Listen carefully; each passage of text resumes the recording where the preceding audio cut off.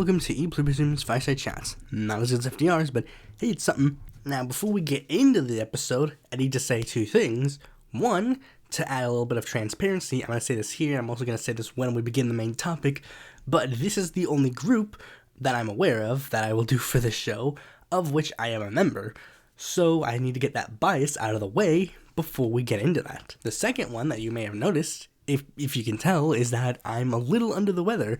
It's not COVID, but it is a disease. I briefly for a second thought it was COVID because it got some similar symptoms, but it's probably just the flu or a cold. It also stinks because I don't know if I'm fully vaccinated because I've been looking into what to do about vaccines, and it's information is literally all over the place. That's one of the problems that I have to always concede about the COVID stuff, is that too much information was available, that the water got a little muddy. Fauci at the very least tried to streamline it as best he could, but even then there were still problems.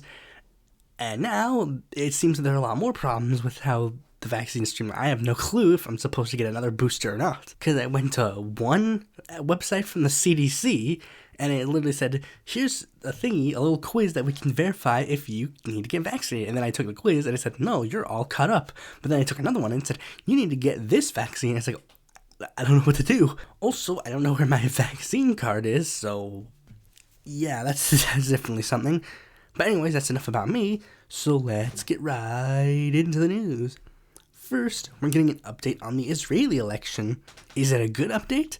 No. Because the update is that the joint list has split into two factions. Well, saying that is very strong. Basically, the one member of Balad decided that he would leave the Arab List coalition, and he would run a list of Balad only. Meanwhile, Hadash and Tal will run on a list that they've run on previously. Also, another problem is that Meretz and Labour were supposed to be in talks with joining up into a coalition, but that didn't happen either. So the Israeli left is basically split. Now, judging by that, I'm going to take a wild guess and say that they're not going to do so hot. I already thought that they weren't going to do so hot anyways, but now they're going to do even less hot than before. There's sadly not much else to say. I'm still rooting for Hadash Tal, but otherwise there really isn't much else the Israeli left can do. Why don't we head on over to a more recent election to figure out if we get another L, and that would be the election in Sweden. They held it on 9/11 because they don't respect us, but we didn't get the formal results until later in the week. Now for this, I'm going to have to briefly delve into how Swedish politics work. Sweden currently has 8 parties represented in their parliament. Here are all the parties by name: the Liberal Party, the Green Party, the Center Party, the Left Party, the Moderate Party, and 3 kinds of Democrats: Social Democrats, Sweden Democrats, and Christian Democrats. Now, judging by their names, you can tell basically where they fall on the political spectrum. The Social Democrats, the Left, and the Greens basically represent the left, and the Christian Democrats are basically the right, and the moderates basically are the moderates. But what are the Sweden Democrats? The Sweden Democrats were the thing that proved that PewDiePie wasn't a fascist, because PewDiePie had denounced them because they are basically an extremely far-right populist type party, and due to that, many people use that as proof that PewDiePie can't be right-leaning. That's a can of worms for a completely unrelated topic. But back to the parties themselves, you see, here's how the party breakdown happened: Social Democrats, Sweden Democrats, Moderate, Left, Center, Christian Democrats, Green, Liberals. Now you might say, so the Social Democrats won? Well, they won 107 seats. And in the Swedish parliament, you need 175 seats for a majority. The Sweden Democrats were already in control, but they also had help from their coalition. They had 3 parties giving them confidence and supply: the Center Party, the Left Party, and the Green Party. Meanwhile, the right-wing coalition were the moderates, the Sweden Democrats, the Christian Democrats, and the Liberals. And in the previous parliament, it was literally just one off. The government of Social Democrats had 100 people, and their confidence supply had a grand total of 75. Meanwhile, the opposition had 174. So again, really close. And many people pretty much figured out that these coalitions are probably going to stand, especially considering some of the members of the right-wing coalition have already made it abundantly clear that they don't intend on working with the Social Democrats. Which leads into a problem, as if we were to do the math based on the coalitions and how well they did for this cycle, well, here's what would happen. We would notice that the left-wing coalition got 173 seats. Meanwhile, the right-wing got 183 seats. Very much over what the left-wing coalition has. And the worst part is that the Sweden Democrats, if you remember, were the largest member of the right-wing coalition, so they will be the ones in charge. And it was solidified when the current Prime Minister of Sweden, who is the Social Democratic leader, announced that she would resign from her position, effectively making it clear that she has conceded defeat. Very much problematic, to say the very least. Speaking of problematic, El Salvador President Nayib Bukele has announced that he will run for re-election.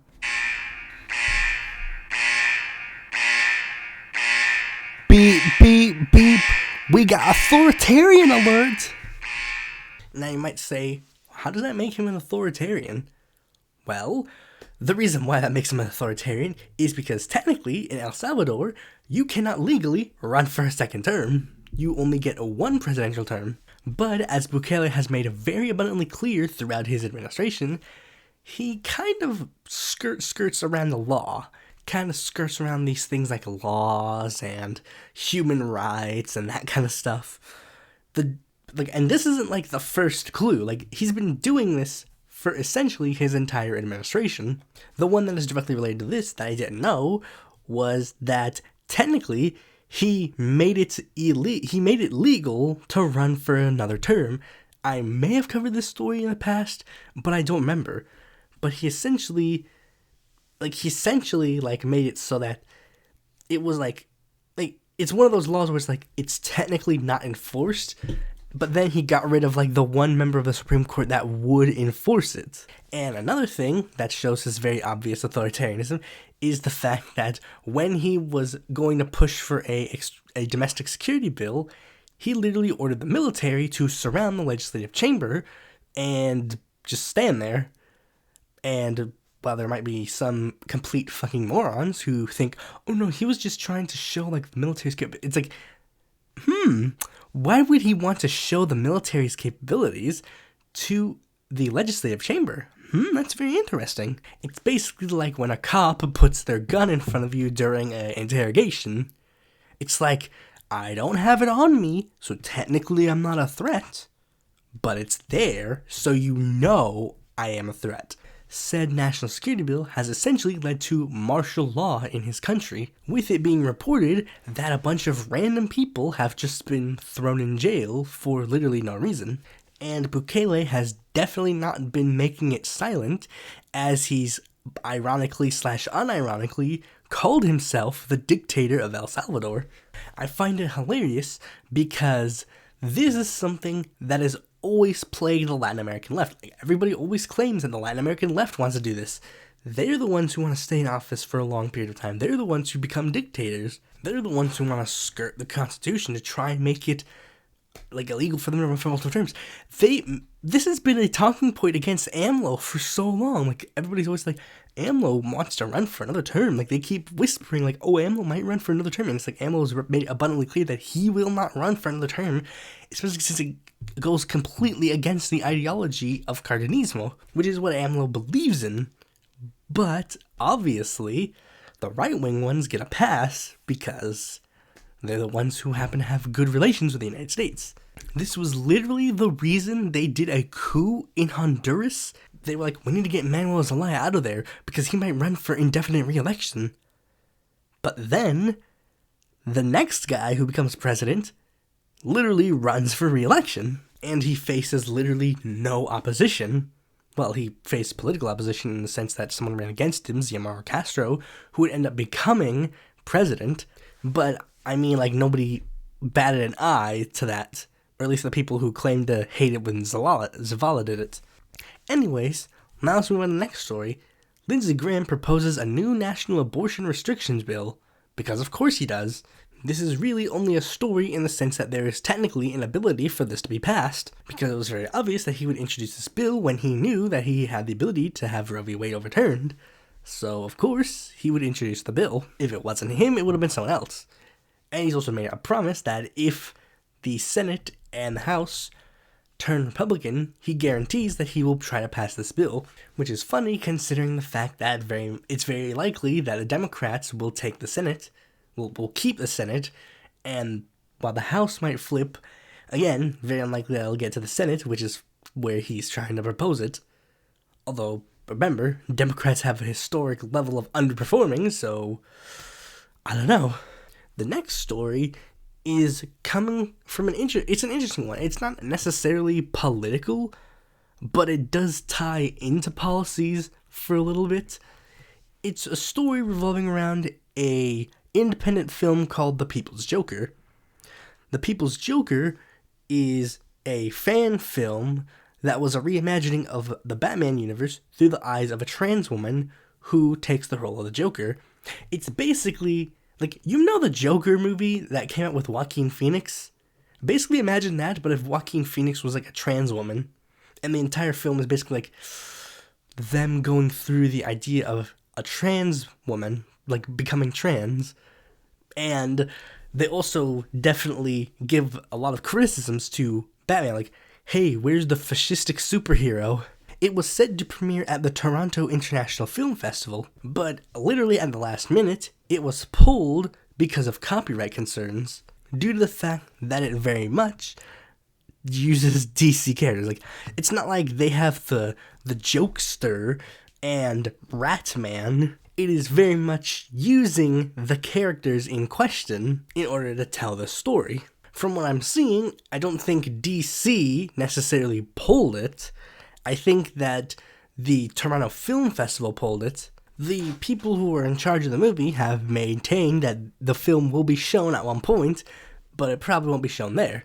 And all of this over characters that were created long before I had been conceived, long before my parents were conceived, and not that long before my grandparent was conceived. Characters that probably should have entered the public domain long ago, and even if it was not in the public domain, this film being released definitely wouldn't hinder any enjoyment of the characters. Like, that's the thing, Batman and Joker are so iconic that no representation of them can ruin them. That's one thing that I never really get about, like, people who are super strict in regards to how they believe their characters should be. Nintendo is one of the biggest ones. They're super strict on how their characters should be portrayed and everything. And Mickey Mouse, like, they're super strict, but it's like, guys, your characters are so grandfathered in, and your formula has been done to death, that people are craving something new and unique. Heck, one of the easiest ways to parody your characters at this point is literally getting tired and done. Like Mickey Mouse, like, what's one of the easiest ways to make fun of Mickey Mouse or parody Mickey Mouse? Have him do, like, drugs or, like, shoot guns or whatever. But that's getting boring and tired now. And if the freaking parodies of the fan-made stuff is getting tired at this point, what makes you think that the actual characters are not getting tired at this point? Which is why people turn to alternative forms of media. Like the same Joker and Batman story is done to death over and over and over again. People want a new story. And if you're not going to give it to them, then by all means, let other people handle that torch. Like this one, the idea of a trans Joker, that's an interesting concept. They should be 100% allowed to tell that story without getting any hindrance of copyright. Because again, these characters are so iconic that no matter what this story says, it's not going to change how people perceive the characters. Because again, they're literally so grandfathered in that they just cannot be taken out anymore. This is clearly a passion project from a fan who likes these characters enough to want to tell this story. I mean, like, if they hated these characters, they wouldn't even tell this story. They just criticize the characters. But again, I don't even think this should be an issue. Characters like Batman and the Joker, like I said, and even, like, again, broader. Let's go broader. Mickey Mouse, Captain America, Superman, Spider-Man. These characters are so beyond their original creation that it really is time to just let them be free. Let everybody tell their own stories from these characters, especially since some of these, like, unauthorized stories are literally what it introduces some people to these characters. Like, many foreign markets before the advent of, like, modern day film had to just make their own movies. Like, there's an infamous example with Batman where it's like Batman vs. Dracula, which is a 1967 Filipino film, which, as the title suggests, is Batman fighting Dracula. And for people in the Philippines who liked Batman, that was just as part of Batman culture as, say, you know, like how Batman vs. Dracula in America would be, which is a different animated film from 2003, not to be confused with the Andy Warhol film from 1964, Batman Dracula. Yeah, a lot of people had the same idea of Batman fighting Dracula, and they were all free to use that character because of public domain. What I'm saying is, I want the story potential. I want stuff like this to be made. Like, there are a lot of people who, after Winnie the Pooh became, like, in the public domain, they immediately released that whole freaking Winnie the Pooh horror movie. Like, it's not released yet, but it's like they've made it, and people are like, oh, this is so stupid. It's like, no, I want this. I want to see the story potentials. If you got the people who have used this character for so long, they are so stuck in a rigid formality of, like, this is how the character is, this is how the character is. It's like, go all out. Yeah, sure, make Joker trans, make Batman a fascist. Well, DC already did that for us. The original copyright rules were the ones that made the most sense. You have the copyright, like, I think maybe even they were a little bit too strict, because it was like, I think it was like 70 years after the author's death, but maybe I might be misremembering it. It was like around the time, like, if I remember correctly, it was like around 70 years after creation or after death. Creation is probably more than fair, because by that point you're either dead or you're too old to actually start making, like, profits off of the character. But anyways, this could probably be a whole episode in and of itself. So we'll move on to the next topic real quick, because this is something that I haven't noticed. Well, I mean, I kind of noticed, but I haven't really talked about it as much until I started seeing that it was panning out a lot more. You see, not that long ago, if you don't remember, the Libertarian Party was taken over by something called the Mises Caucus. The Mises Caucus were basically a bunch of paleo-libertarians, as they've been known as, which were people who were born out of Ron Paul's first libertarian presidential bid, I think. And then they sort of evolved again when Ron Paul ran for president the first two times, like, not the first two times, but the second two times in 2008 and 2012. When I said they were built from Ron Paul's run for president, I was talking about his 1988 one with the Libertarian Party, because you had some members of the Libertarian Party that were like, why are we supporting Ron Paul? He's anti-abortion, and he's anti-gay, so why should we support him? And when I say he was anti-gay, like, they meant, like, he was, like, even personally anti-gay at that point. It was like one of those things was like, oh, I'm personally anti-gay, but, like, you know, if they want to get married, that's the thing. But, like, the Libertarian Party had a problem with him being personally anti-gay as well. So a bunch of people who supported Ron Paul called themselves paleo-libertarians because they held the old school belief of, like, gays bad and icky. And that group was basically spearheaded by the Mises Caucus, which were basically in that same vein, and they took over the Libertarian Party, so now they are in the mainstream. And many people are saying that this could potentially lead to the end of the Libertarian Party, because there are a lot of members of the Libertarian Party who just can't follow the Mises Caucus. And a couple of state affiliates of the Libertarian Party have either dissolved or left the Libertarian Party. The Libertarian Party of Massachusetts has left and became the Libertarian Association of Massachusetts. The Libertarian Party of Virginia dissolved itself, but there's some people who claim that that is not necessarily true, but it seems that it is true to an extent that the heads of the party don't want the party to be around anymore. But one that I find interesting is the Libertarian Party of New Mexico has dissolved as well. Well, I think it just left the Libertarian Party nationally, which means that technically Gary Johnson is no longer a member of the Libertarian Party. Now, technically, he could have signed up for membership of the National Party and not the State Party, but I think that would be hilarious. Like how Ron Paul bought a life membership to the Libertarian Party with a gold coin, which apparently held through even when he ran as a Republican. So yeah, Libertarian Party might actually, they actually might be going downhill now.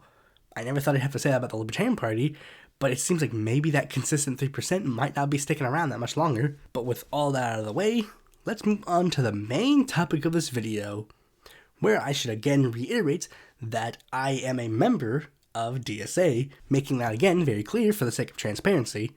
With that, let's talk about who this DSA is. Democratic Socialists of America is a multi-tendency group that ties its roots to the Socialist Party of America. My video on the Socialist Party of America briefly kind of goes over this, but not with as much detail as maybe it should have been. Also, it doesn't necessarily head off in this direction, so let's give a brief TLDR. Socialist Party of America was the long-standing socialist party within the United States. It was very prevalent, despite the fact that it was, again, a socialist party in the United States, and it wasn't as big as it could have been bigger, but it was big for a socialist party in America. They elected quite a few people in, mayors and, state houses, state senates, and a varying number of people in the House of Representatives. Victor L. Berger from Milwaukee, Meyer London from New York, Pablo Iglesias from Puerto Rico, and potentially his son, Bolivar Pagan.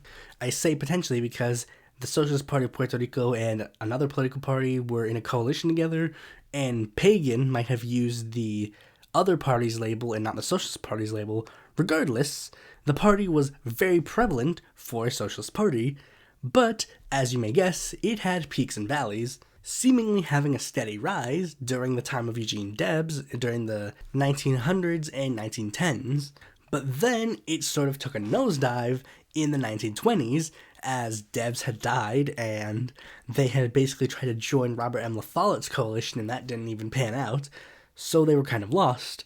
But then Norman Thomas stepped in and they got a bit of a resurgence in the 30s and 40s before taking another nosedive in the 50s. However, this nosedive was a lot more harsh than the first nosedive, and as such, the Socialist Party was kind of directionless. Thomas was too old for them to wheel out for more presidential runs, and they couldn't find a new central figurehead, so the party basically went into a little bit of a hibernation period, essentially becoming an advocacy group. Now the thing was, you would think that they would just close their doors entirely, but there was still just enough people who wanted socialism and had admired the socialist figures that came from the party that kept them around, but they basically remained mum for the time being. But then, the 60s and 70s sort of kicked in a new form of left-wing politics, leading the party to have a bit of a new resurgence. Now all they needed was a new central figurehead to lead the party into a new direction. Unfortunately, they couldn't find one. Instead, we had 3 people step up to the plate, each of them leading a separate caucus within the party. First was Bayard Rustin, who led a faction called the Unity Caucus, which was essentially kind of like an old guard. Seemingly, these were people who joined right around the time that the Socialist Party was starting to close down, back in the 50s.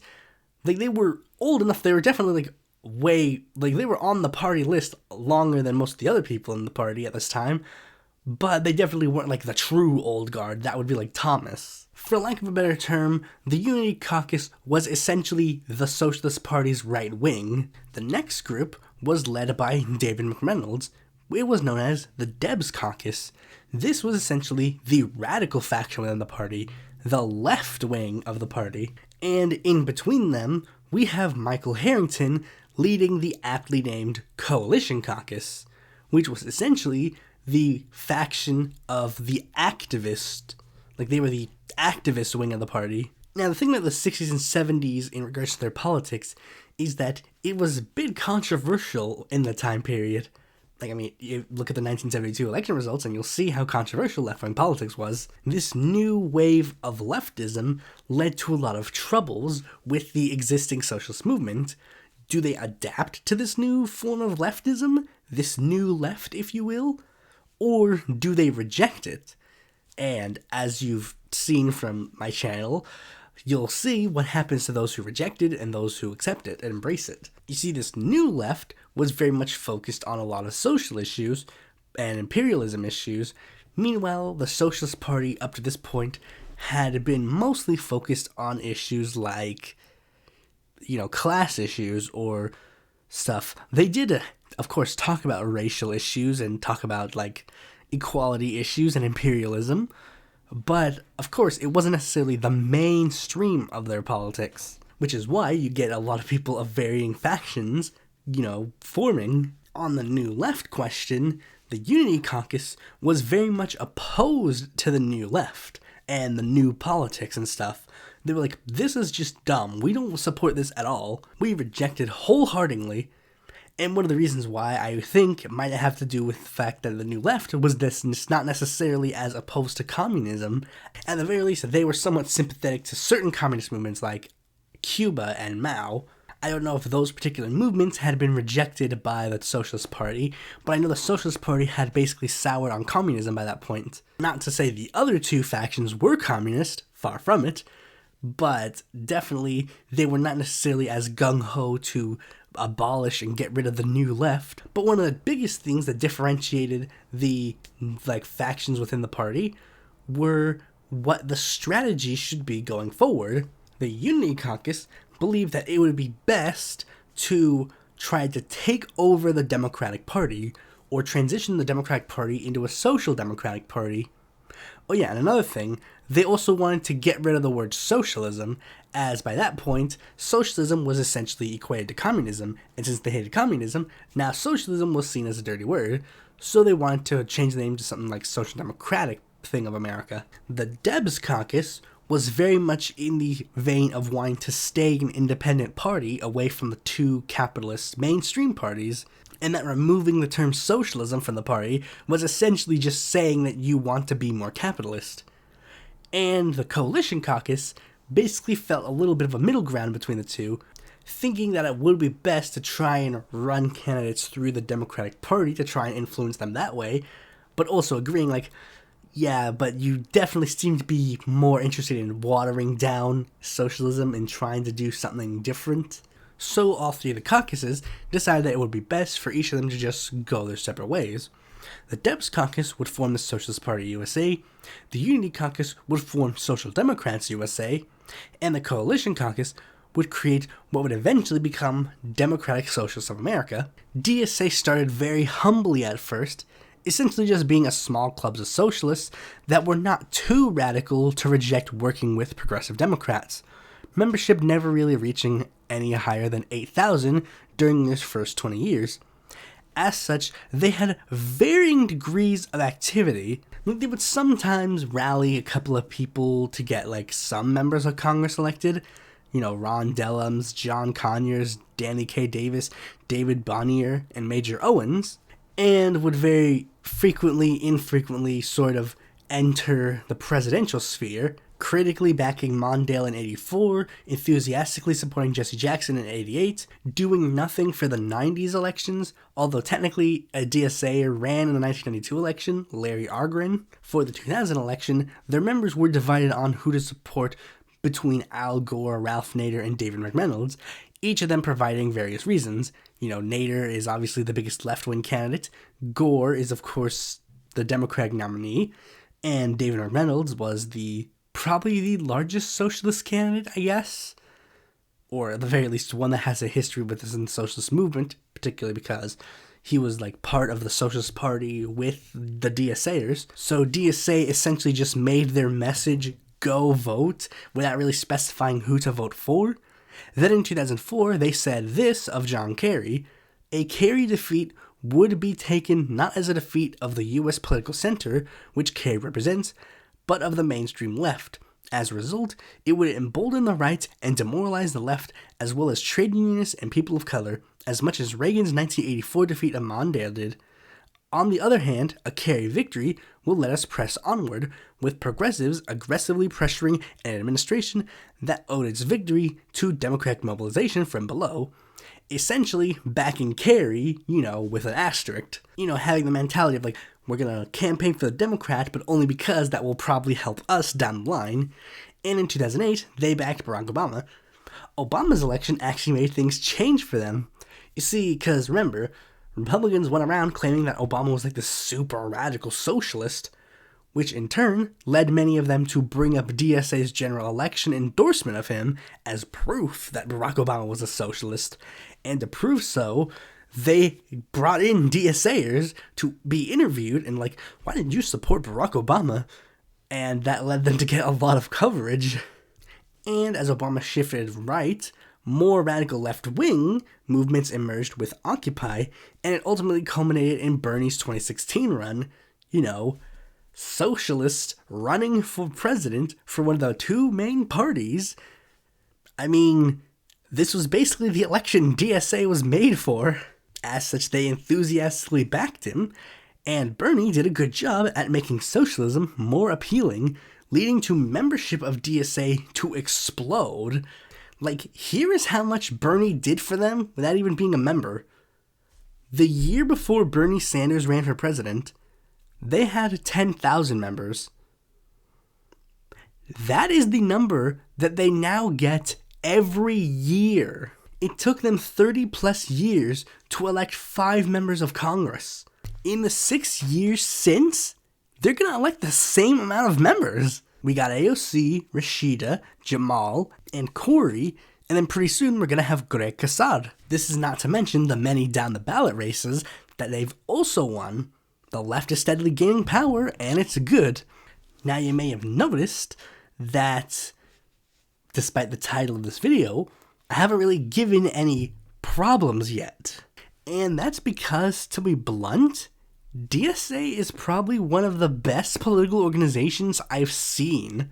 I was actually surprised that this one won the poll for this show, because again, I don't really see a lot of the issues with it. Not to say there aren't any, but definitely I expected people to want me to rant and rave a lot more about a group that probably has a lot more of a negative reception, or maybe they wanted to see what problems I did have, or maybe they were just tired of the groups that already have a huge negative reception, and maybe they just want to spice things up, which is why I filled in the segment a lot with the history of the organization, probably a lot more than I usually do, because of the fact that this org, again, generally just doesn't have that many problems. I wouldn't have joined it if I did have any problems. And I should address this, I am a member of the group, but here's the thing, I'm a member of the group because it doesn't have that many problems. It's not I'm a member of this group, ergo I'm going to say it doesn't have that many problems. Very much early on in the channel, I was saying that I would never be part of any political group, as I was going to remain completely independent. And while that is technically true, my affiliation with DSA doesn't mean that much. It basically just means I get spam mail in my inbox, and occasionally I get to vote on endorsements. And they're incredibly lenient too. I haven't paid dues for the organization in a while because they had an option that specifically stated look, we understand that the COVID pandemic might be a little bit tough for a lot of people, and they gave the option of opting out, I guess, of payments. But I also clicked that because I was having trouble with the payment bot that was doing, because it's I remember specifically clicking the option that said don't automatically withdraw money for a payment, but they kept withdrawing the payment for a monthly dues. I was I want this to be voluntary when I keep paying my dues, because I want the option to in case the organization does something I don't approve of, or that I can legitimately just not pay my dues, and then I'll no longer be a member. But yeah, DSA is arguably probably one of the best political organizations out there, but be that as it may, there are problems, and quote-unquote problems, depending on your interpretation, and we'll be going over some of them today, as that's what this episode is supposed to be about. The first one is one that technically is and isn't a problem. It's only a problem for me, technically. If you know literally anything about me, you already know what this is going to be. My first problem, is the core philosophy of DSA, not the fact that they're democratic socialist, or socialist at all, but the fact that their core philosophy is going through the Democratic Party to try and facilitate this socialism. You know me, I believe that the left needs to build independent infrastructure from the two-party system. I yearn for the day that DSA announces that they will no longer be running people as Democrats, and they will be running people under their own ballot line, and all the DSAers in Congress have joined this new ballot line, and now there's this new left-wing party in America, with all the other united left-wing parties to join this new leftist front. I yearn for the day that that happens, but I also have to just accept facts, and the fact is, I basically gave all of the left-wing organizations a chance. Greens, DSA, freaking Movement for a People's Party. I gave all three of them a chance. Build up Greens, run Democrats, do People's Party. I gave all three of you a chance in the 5 years, since the Bernie movement, and I'm okay, what are the results? Okay, one still basically only has city council members. One has taken so long to get off the ground that state party affiliates of it have left and created new political parties that will run independently from them. And the last has elected many down-the-ballot candidates, as well as a couple members of Congress that have formed a small little congressional bloc and have become some of the most talked about politicians in the United States. Look, objectively, DSA is the one getting results. Look, I'd even be down with DSA in New York just forming a specific a faction, the New York affiliate adds ballot lines. Though to be fair, if that were the case, they'd probably have to be a lot more lenient with the ballot line there to stay on the ballot line. But then again, maybe they won't have to. But if they did, I'd probably sit here criticizing them for that as well. So they'd still have to face my criticisms either way in that scenario. My whole philosophy at this point has essentially been inside-outside strategy, and DSA has essentially solidified itself as the prime target of the inside part of that strategy. Another criticism of DSA is, ironically, also one of their biggest assets. DSA is officially a multi-tendency group, meaning that they have members from many different tendencies of leftist thought, ranging from left social democracy to left communism, many of them having their own caucuses within the party. Now, the caucuses are not necessarily always ideological. Sometimes it can be for, specific pet issues or whatever. I actually learned while making this video that Socialist Alternative actually made their own caucus within DSA. Now, the thing about the left is it's a pretty big tent. Even big tent, parties, it's a big tent for left-wing thought. Left communism and left social democracy are on very much probably the opposite ends of leftist thought. There are anarchist factions, there are communist factions, there are probably specific sections of communist factions. I don't know, because DSA doesn't actually keep a list of their caucuses, because not all caucuses are necessarily approved by DSA. A caucus in DSA is essentially truly member run.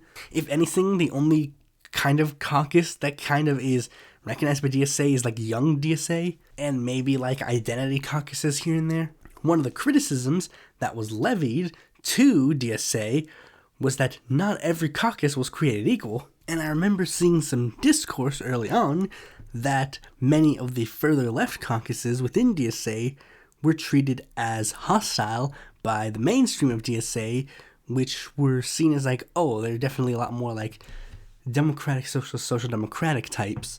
But I don't really have any definitive proof of that aside from he said, she said. I can't even find the original tweets where they said it. But that does lead into a more salient critique of DSA due to the fact that it is supposed to be, for all intents and purposes, the broadest socialist group in, I guess, even the world, technically. There are some issues that do not necessarily meet the top priority of Democratic Socialists of America. Let's take a look at the definition of the word socialism. Socialism is a political and economic theory of social organization which advocates that the means of production, distribution, and exchange should be owned or regulated by the community as a whole. Okay, that's a pretty broad definition. Let's take a look at specifically democratic socialism. Democratic socialism is defined as having a socialist economy in which the means of production are socially and collectively owned or controlled, alongside a liberal democratic political system of government. As you can tell, neither of those definitions address every single political issue, because you could technically have all of those things, but not address other issues. One of the major issues that has led to some controversy with India, say, is Israel. You see, while many socialists have opinions about the Israel-Palestine situation, that is not necessarily a thing that every single socialist agrees on. Like, for example, Meyer London, one of the few Socialist Party members to be elected to Congress, wasn't opposed to the idea of a Jewish state named Israel. Meanwhile, there are a lot of socialists who would wholeheartedly identify as anti-Zionists. But meanwhile, there will be other socialists who wholeheartedly define themselves as Zionists. There's literally a section of Zionism that specifically is a socialist interpretation of it, which will be very common when you have a large organization like DSA. When DSA was a lot more fringe, they were very hardline and very 100% concrete in their Israel-Palestine stance. Like, we're pro-Palestine, we're pro-BDS. I wouldn't necessarily say they're anti-Israel, but definitely they were very much critical of Israel, and most membership very much wholeheartedly agreed. But then came a little bit of a problem. As DSA started expanding a lot more, not every person who joined necessarily fit that particular hard line. Like, for example, there were some that were able to fit in that hard line very much easily. Rashida Tlaib and Cory Bush in AOC, but as you noticed, I've left one DSAer who is part of the squad out, Jamal Bowman, because Jamal Bowman, while yes, he's of course been critical of Israel, he's definitely not as critical as Rashida Tlaib is. In fact, they have pretty different stances in regards to Israel-Palestine. I'm pretty sure Jamal Bowman would very much identify as a two-state solution kind of person, whereas Rashida has openly stated that she's in favor of a one-state solution. And to make it clear, when I say one-state solution, I mean something along the lines of like the state of Judea, or if it is Israel, the Palestinians have a right to return to their home. And I say that because I know one of you is going to interpret that into a very different way because you're very much Islamophobic. Meanwhile, Bowman, definitely not in that vein. In fact, Jamal voted in favor of funding for the Iron Dome, a thing that a group that very much heavily aligns itself with the Palestinian cause probably wouldn't necessarily do. So much so that members of DSA led a campaign to try and expel Jamal Bowman from DSA, and DSA's response to it was mixed, to say the very least. While yes, I do believe that at the end of the day, them not expelling Jamal Bowman, but rather censuring him, made more sense, what didn't make sense to me was the fact that they removed their pro-BDS support group and, I think full-on removed certain aspects, at least lightened their stances on Palestine a little bit. It's definitely not as radical as it once was, which at first you might think doesn't make necessarily the most sense, but then it makes a little bit more sense when you realize that Greg Casar, the next person who will be a DSAer in Congress, has had a pretty different stance on Israel than even Jamal Bowman. I don't necessarily know the fullest extent of Casar's Israel stance, but I think he very much states that he doesn't support the BDS movement and that he does support the US and Israel's relationship. So very clearly, DSA is trying to open its doors a lot more to people who are not necessarily as hardline as others, and that is of course a very big criticism because it's how far is this going to go? I would assume that they're not going to go as far as to letting capitalists, but I mean, how far are they going to go? Now, the last criticism is one that I have a very mixed result for, because I don't necessarily know if this is a true criticism or if this is a criticism that is like a mountain out of a molehill or whatever. And you'll see what I mean when I get into it, because I'll explain all of the in-depths about it. And it is the criticism that DSA is too white. I've heard this criticism come from people that are definitely making good points, and I've heard this from people who are trying to make absolutely atrocious points. So it's best to address it.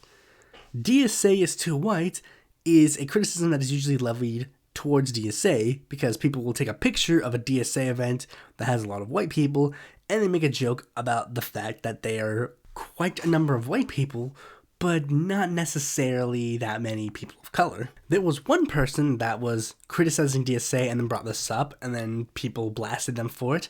I don't remember the specific controversy, but it was like a person in LA bringing up the fact that the LA DSA was like mostly white, and he was criticizing certain like left-wing, like he was a person of color criticizing something, and then DSAers criticized him for that criticism, and he pointed out the fact that most of the DSA in that area is white, and of course they're gonna dogpile him. I think he was like I don't remember if he was a former member or if it's like, he was like, I don't remember this much of the controversy. I should have written it down, but I didn't. Like I said, this criticism is kind of mixed, because, you know, some people are saying it with a very like actually reasonable critique. Like they believe that more people of color should be represented in DSA's positions. I don't know if this is specifically just like DSA positions as a whole, or like if the DSA truly like, if they're trying to like make a point like, oh, they think that DSA truly is like all white. Like, and to a degree, it can kind of come off as like a huge thing like the racist Bernie Bros meme, like, oh, Bernie only appeals to white people, like white guys, and ignores the fact that literally all but one member of DSA that was elected to Congress has been a person of color, which has also led to like this big other criticism that I see. It's mostly levied towards like Justice Dems, but also DSA, where it's like they say that, oh, they're only using the people of color as like puppets or tools, that they're only using them as tokens. Is like, that's kind of offensive. But the criticism as a whole, I can't really necessarily say if it's good or bad. It really depends on who is giving the criticism and every other part of their message in regards to it. But if you'll indulge me, I will actually attempt to briefly answer the question as to why is this the case. And I give 3 reasons. One is that the US is majority white, so there's a good chance that most organizations, whether they be political or otherwise, unless they're explicitly stated to not be that kind of thing, will also be majority white. Like, it's not necessarily due to racism, it's just happenstance. Especially since, as I said, the organization is so broad. But then again, you might also say if it's so broad, then there should be a lot more people of color in there, right? Another criticism I've seen is that maybe less POC who are inclined to go to a DSA event have free time to take part in political activities, because let's be real, people who are white probably have a lot more free time on their hands. Like, for example, who are the people that would probably be the most inclined to join DSA? Like college students and workers. Workers generally will probably not be that inclined to go to many DSA rallies and stuff because they have work. And the college students will probably have a lot more free time on their hands. But due to the fact that the world is not necessarily as kind to people of color and expects them to work 10 times as hard to get on the same level as a white person, the like black college kids and black workers will be doing a lot more to take their out of their time to not go to these rallies. But the third explanation is the last one that kind of saves grace, because at the end of the day, I obviously do not believe that DSA is a racist organization by any means, but there could also be some more implicit racial roles in their heads. Like, there's nothing explicit, like these people are not a racist, but like even when you're like trying to not be a bad thing, sometimes you still have to get out of it. I think it's basically best summed up in a speech that Senator M. Curry gave at the 2016 Green Party convention. My sisters and brother, thank you so much for allowing me this minute to share with you the pain, the suffering, the apartheid, and the disenfranchised I, as a black woman candidate, has felt. We know that white privilege and white supremacy exist in the world, yes or no? So the Green Party, is it absent of white supremacy and white privilege? Okay, that's my point. I've experienced that. We will grow past this, but the reality is I have been discriminated against, and all I ask is for disputes resolution. The same thing could probably be said for DSA. Like, I'm pretty sure Senator M would probably agree that at the very least the Green Party would probably be one of the least racist organizations that she probably knows of in the United States. But obviously, like, it isn't immune to it. And the same thing can be said about DSA. Like, DSA on paper is obviously not racist, but maybe there's like something in their heads where it's like an implicit thing. And the same thing could probably be said for the Green Party in that dispute, though there may be other things in that dispute as well. You know, Jill Stein was clearly seen as like the favorite otherwise. But yeah, that's essentially all I have to say about DSA. Broadly, they're probably the best organization that we've seen thus far and probably ever will. So if you have any criticisms that you think I should have mentioned or ones that you disagree with, comment them below. Thanks for watching this video. Be sure to like, comment, share, and subscribe, and click that bell to be notified when a future video of mine comes out. And if you're interested in more content from me, you can go to my website, follow me on Twitter, join my Discord, check out my articles on Independent Political Report, or consider supporting me on Patreon.